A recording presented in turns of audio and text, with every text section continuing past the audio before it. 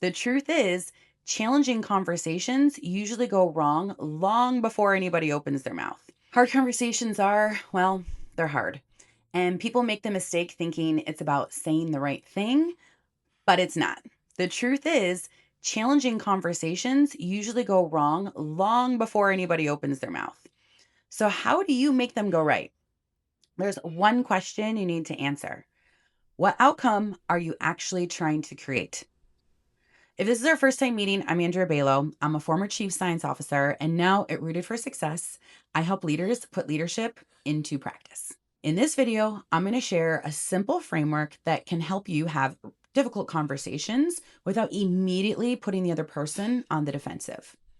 So, I was coaching someone earlier this week who was struggling with exactly this. She told me that every time she repeated her understanding back to her manager to make sure that she was clear, that they were clear, he would look at her like she was dumb.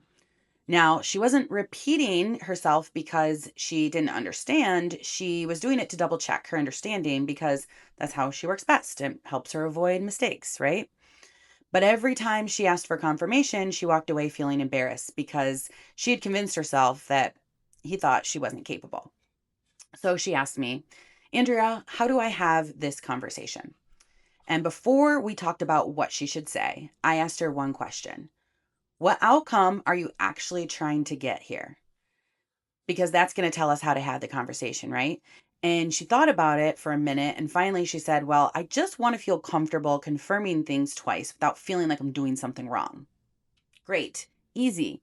Once we knew the outcome, the conversation becomes much simpler. So instead of defending herself or trying to convince him she wasn't making mistakes, we talked about simply saying, hey, look, I've noticed I do my best work when I send a quick recap after meetings just to make sure I understood everything correctly. Is that okay with you? And if it is, can you please confirm in that email that we are aligned? Same need, completely different conversation, because the goal wasn't to prove she was right or try to make sure that she wasn't feeling dumb. The goal was to create understanding. And that's one of the leadership lessons here for having any difficult conversation. We have to start with clarity.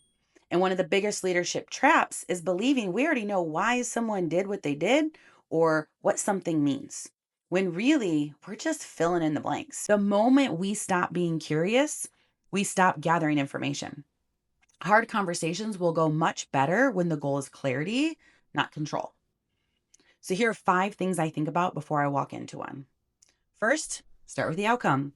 Before you think about what you're going to say, ask yourself, what am I actually trying to accomplish? Am I trying to get understanding? Am I trying to win? Am I trying to get an apology? Am I trying to make them feel what I feel? Those are 4 very different conversations. And if you don't know which one you're having, neither will they. Second, check the story you're telling yourself. This is where we get into loads of trouble. We start filling in the blanks. They're mad at me. They don't respect me. They're ignoring me.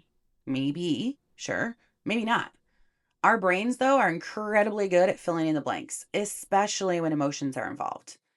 Now, that doesn't make those stories true, right? The more emotionally charged the situation, the more important it becomes to separate what you know from what you've assumed. So you can just simply ask yourself, like, what facts do I actually have here? Third, lead with curiosity. One of my favorite ways to start a conversation is this.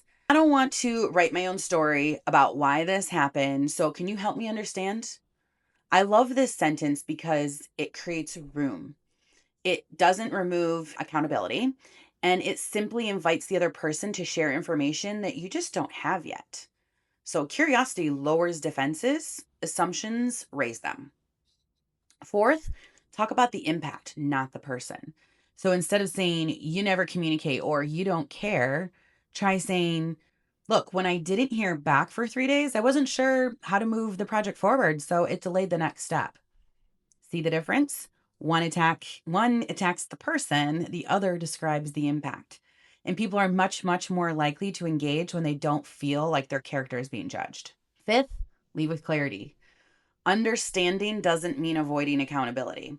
Once you've listened, clarify what happens next. So, what changes? Who is responsible? How will you know you're both on the same page? A successful conversation isn't measured by agreement, it's measured by clarity. It ends because everyone understands what's happening next.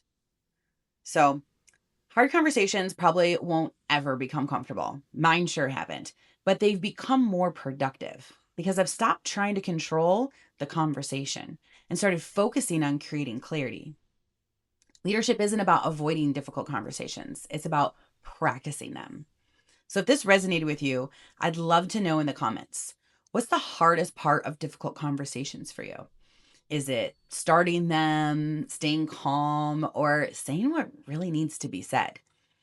And if you're interested in becoming a more, intentional leader, go ahead and hit subscribe and turn on notifications because every week I like to share practical ways to put leadership into practice.